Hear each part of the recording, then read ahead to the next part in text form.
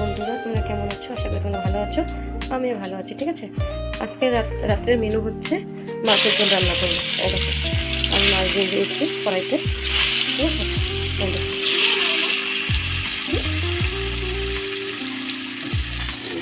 আমার মাছ ভাজি হয়ে গেছে। দেখো, এখন আমি মাছ ভাজি নামিয়ে দেবো। এখন আমি পটল ভাজি বসে দিয়েছি। দেখো,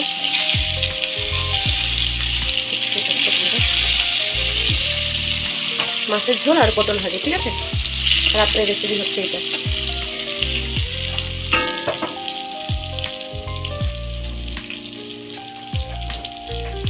আমাদের মা বলে কিনা যে পুরুষ মানুষকে নাকি এক সবজি দিয়ে খেতে দিতে নেই, সেজন্য পটল ভাজিটাও করে নিলাম। তো এক সবজি দিয়ে তো খেতে দিতে নেই। ঠিক আছে, দেখো বন্ধুরা, এখন আমি মাছের ঝোল বানাবো। এখানে আমি জিরে দিয়ে দিচ্ছি। ঠিক আছে, পুরো জিরে দিয়ে দিলাম।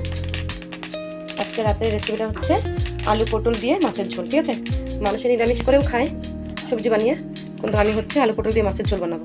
তোমরা খেয়ে দেখবে কেমন টেস্ট হয়, ভীষণ টেস্ট হয় খেতে। এখানে আমি পেঁয়াজ কাঁচা লঙ্কা দিয়ে দিচ্ছি। ঠিক আছে, আমি মশলা বাটবো না, সব কেটে কেটেই দিব। আর গুঁড়া মশলা দিয়ে আমি রান্না করি। মাংস টাংস বানাইলে আমি হয়তো মিক্সিতে পেস্ট করে দিই, কিন্তু আমি বাটারটা ভাজতে বেশি ভালোবাসি না।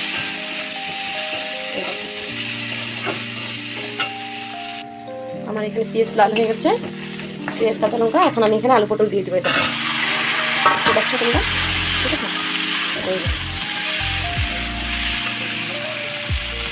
আলু পটল দিয়ে দিয়েছি। এই দেখো, এখন আমি এখানে টমেটো দিয়ে দেবো। এই দেখো,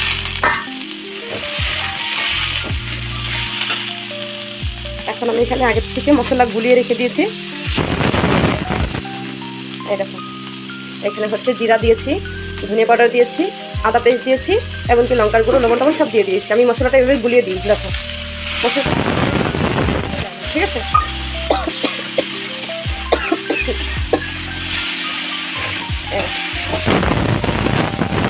এইভাবে আমি দিয়ে দিচ্ছি।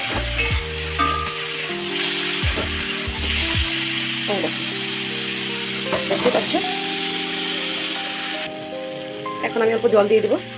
মশলাটা বাটির মধ্যে লেগেছিল, এটা ধুয়ে দিয়ে দেবো। এটা এই জলটা শুকানোর পর তারপর আমি হচ্ছে জল দিয়ে দেবো মাছের ঝোল।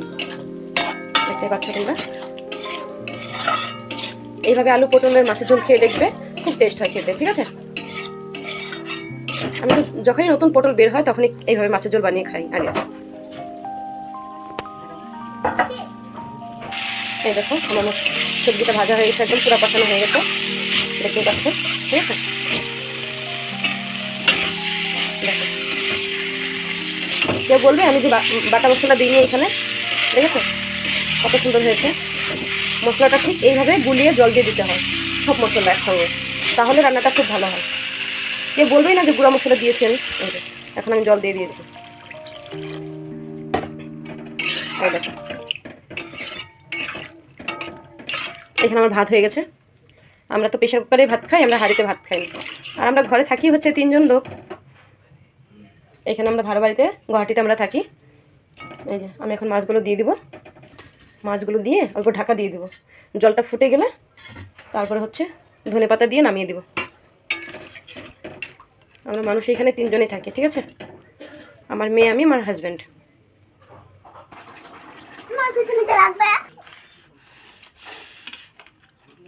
মাম্মাম, কেমন হয়েছে রান্নাটা? টেস্টি হয়েছে? তোমার খেতে ভালো লেগেছে? বাহ, ঠিক আছে। তোমার কেমন লেগেছে? একদম সুইট, খুব সুন্দর হয়েছে। এই দেখো বন্ধুরা, দেখতে পাচ্ছ? এই যে, তোমাদের যদি ভালো লেগে থাকে তাহলে লাইক কমেন্ট শেয়ার করে দিবে।